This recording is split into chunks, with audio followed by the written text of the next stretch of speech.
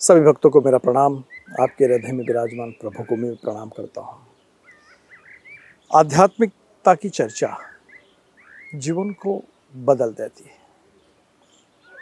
लोग खाना खाते हैं, खाना खाने के बाद आइसक्रीम खाते हैं, कभी कभी लोग तो पान सुपारी भी खा लेते। क्यों?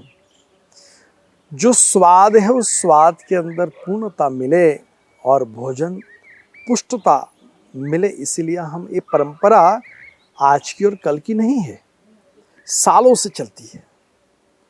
वैसे जीवन में आध्यात्मिकता और भौतिकता का समन्वय करना जीवन का उद्देश्य रहता है। एक व्यक्ति कहता है कि मैं बहुत बड़ा एक बिजनेसमैन हूँ और धीरे धीरे धीरे धीरे उनके पास कुछ भी नहीं रहता, तो सोचता है कि मेरा ऐसा क्यों हो गया। और एक आदमी देखो आध्यात्मिक की टोच पे पड़ा हुआ है और उसको कोई परवाह ही नहीं है कुछ हो या नहीं हो। जो आनंद संत फकीर करे वो आनंद कहीं भी नहीं होता है।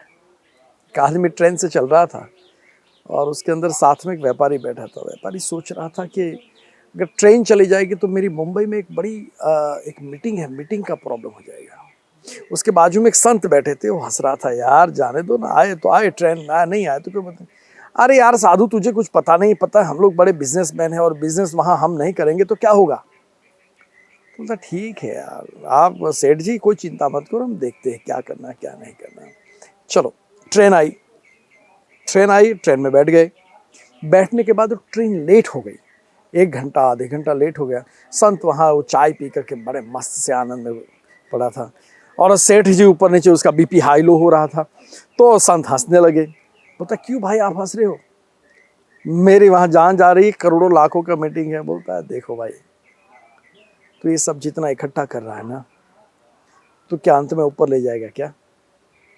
और हमको तो कोई परवाह नहीं है, कोई टेंशन नहीं है, हमारा तो आए तो भी जाए, नहीं आए तो भी जाए, कोई फर्क नहीं पड़ेगा। सेठ ने बहुत अच्छा उत्तर दिया, भाई संत सभ्यता संस्कृति सब साथ में है, मगर हम कुछ धंधा करेंगे तो धंधे में से धर्म के लिए कुछ निकालेंगे, तो निकाल करके आपको देंगे तो ही धर्म आगे बढ़ेगा।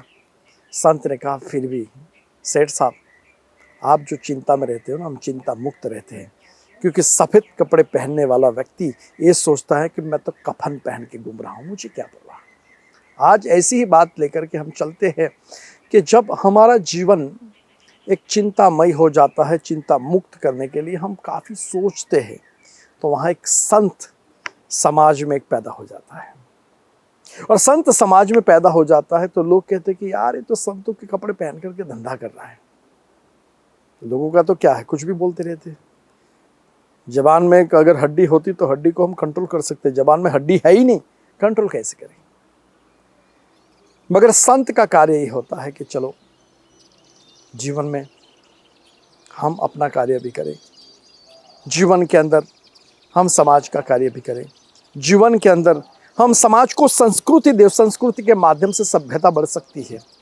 और वैसे ही हमारे गुजरात के, इस भारत के एक अद्वितीय संतों में से एक संतों की परंपरा चला रहे इसे बलसार के अंदर, जो भगवान शिव की आराधना करते करते सुबह ही उनकी शिव की आराधना चलती है और डूंगर पे चढ़ करके शक्ति की आराधना करके फिर जल पीते हैं।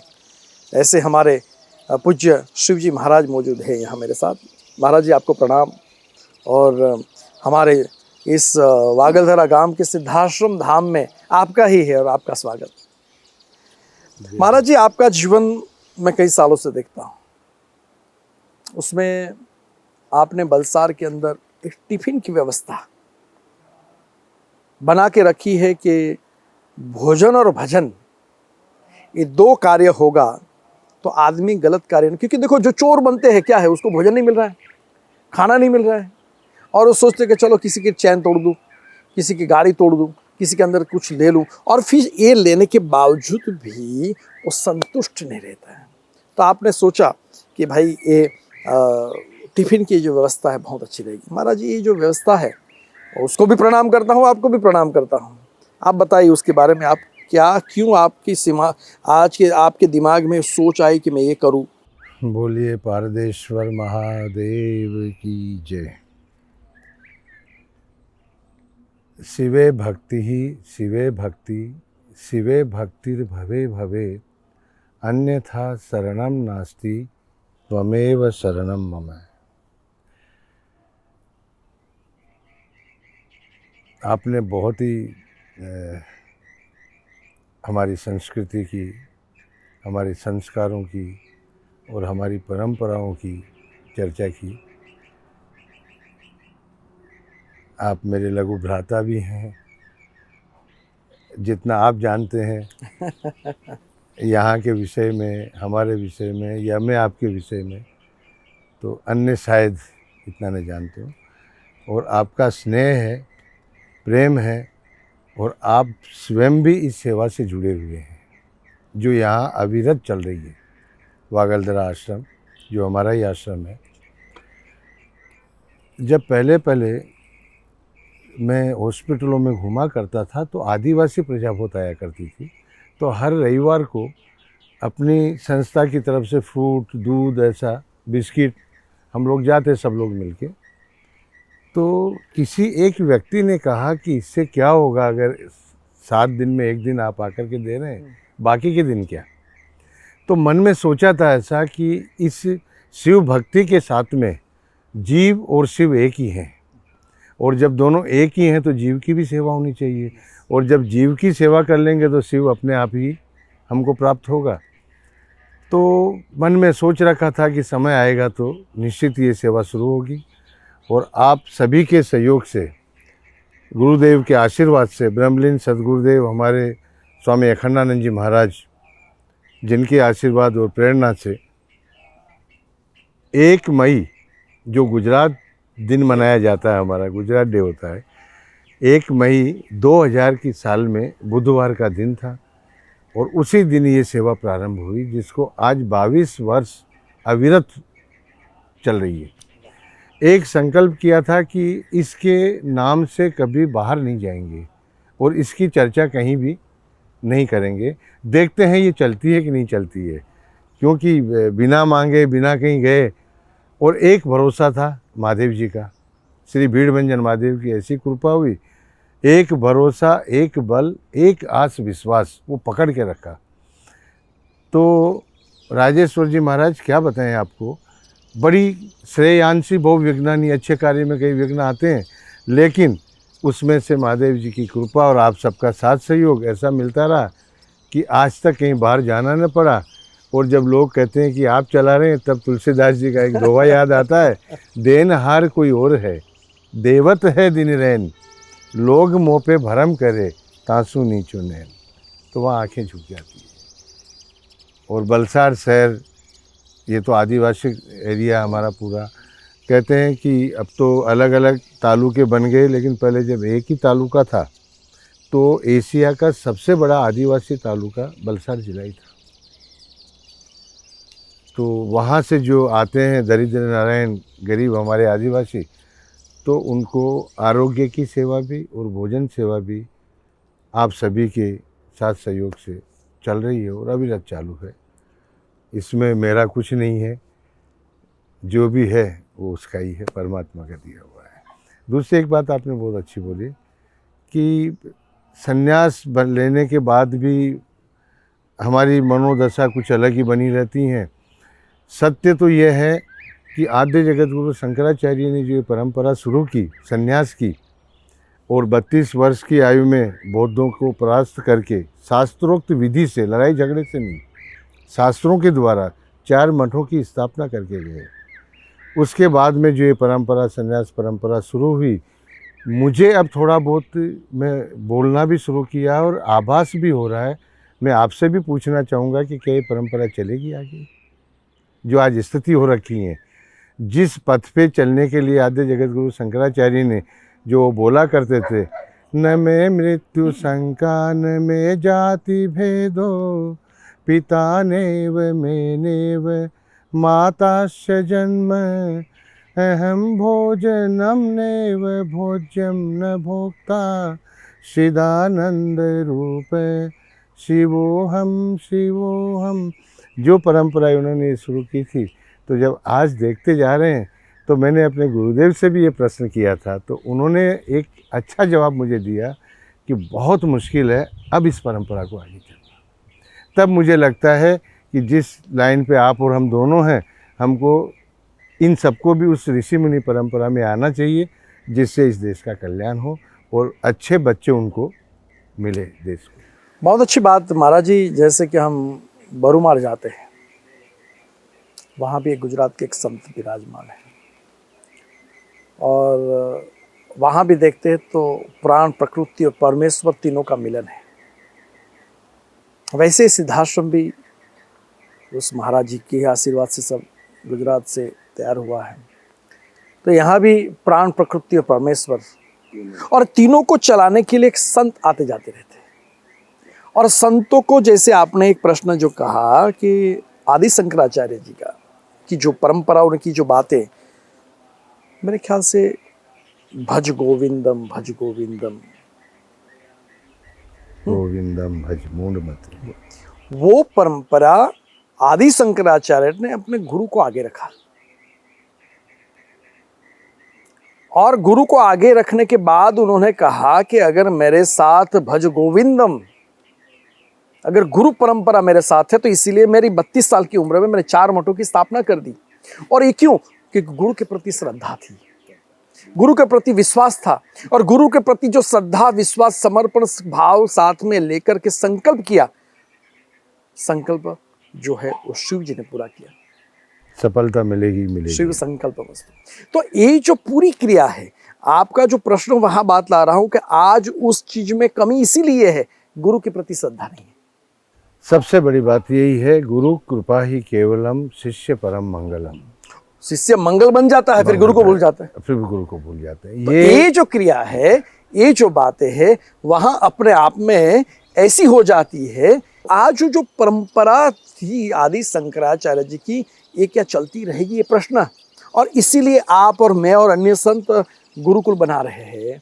आप जैसे, हमारे जैसे अन्य साधु संतों की प्रेरणा से हम आश्रम बना रहे हैं। मंदिर की बात नहीं कर रहा हूँ, मंदिर तो बनते जाएंगे, बनाते जाएंगे, सृष्टि का कार्य होती जाएगी, मगर हम तो जीवित जागृत चैतन्य मंदिर बना रहे हैं, जिसमें बेटियां पढ़ रही है, बेटे पढ़ रहे हैं, गुरुकुल बन रहा है। तो ये सो चीज अभी जो पूर्ण रूप से देखा जाए, तो आज हमारे श्रद्धेय योग गुरु श्री स्वामी रामदेव जी महाराज जी ने बहुत बढ़िया एक काम किया, गुरुकुल बनाया, और बहुत कुछ अच्छा काम किया, जिसके माध्यम से उस ऋषि परंपरा के ये व्यक्तित्व, ऐसे व्यक्ति, ऐसा योग पुरुष तैयार होंगे कि वास्तव में उस आदि शंकराचार्य जी की याद करें। लेकिन जहाँ गुरु परंपरा खत्म होती जाएगी, वहाँ उजड़ता जाएगा सब, क्योंकि हमारा तो चली गुरु परंपराओं से रहा है। सही बात।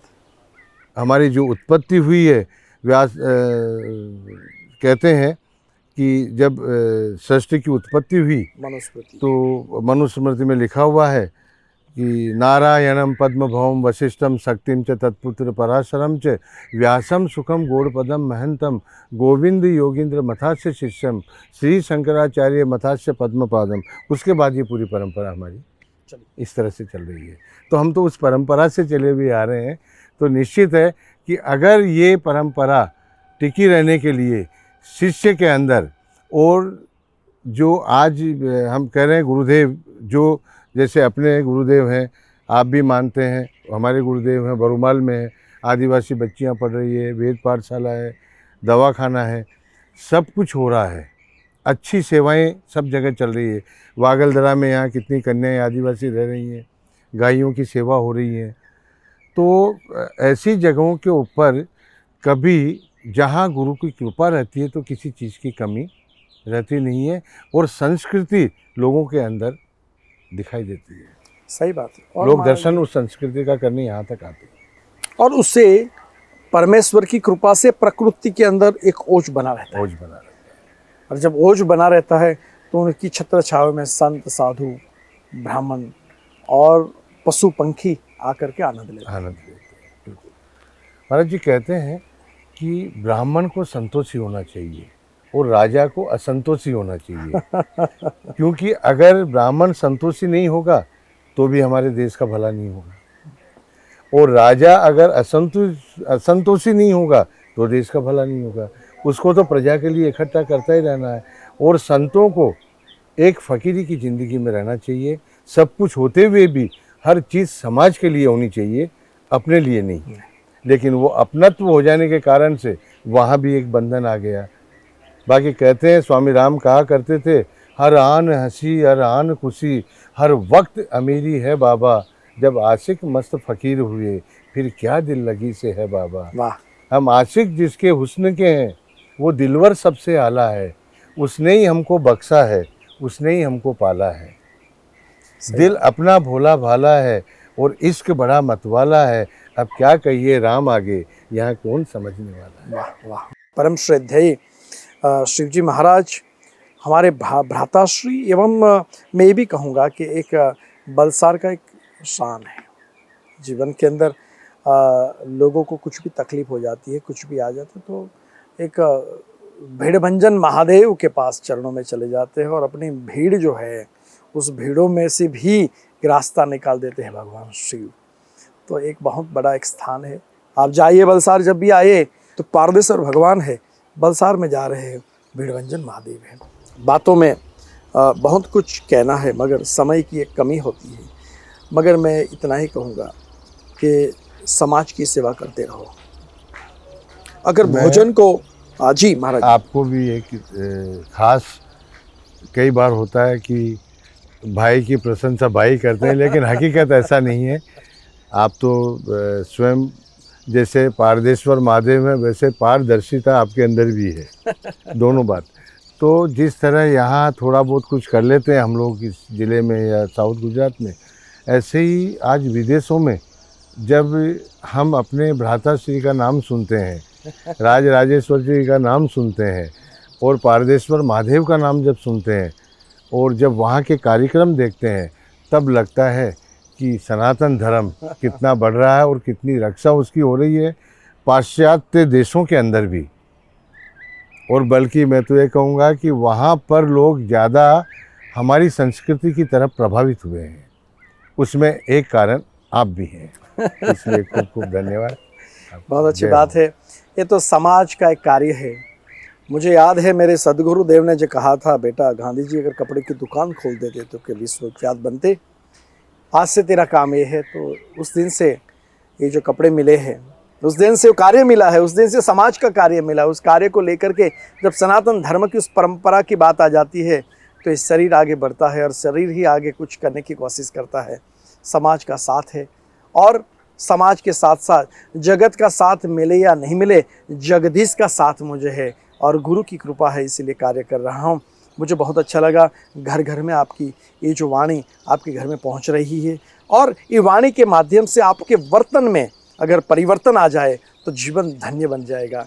और यही कार्य मैं कहूँगा कि जहाँ भी डेरा हो, संत की एक झुपड़ी हो या तो प्रभु का स्थान है, जा कर के सेवा कीजिए, जा कर के अपना मस्तक झुकाइए और जा कर के अपने बच्चों को भी साथ में ले जाइए कि बेटा ये है हमारी परंपरा, बेटा ये है हमारी संस्कृति, बेटा ये है हमारा तिलक, बेटा ये है हमारी माला, बेटा ये है हमारा कपड़ा। और बेटा ये जब चीज़ जब तक जीवित रहेगी, जब तक जीवित के साथ साथ सूर्य और चंद्र रहेगा, तब तक हमारी सनातन संस्कृति को कुछ भी होगा नहीं। मगर जागो, उठो, मत करो नींद से प्यार, हमारे सनातन धर्म की ध्वजा आगे बढ़ाओ।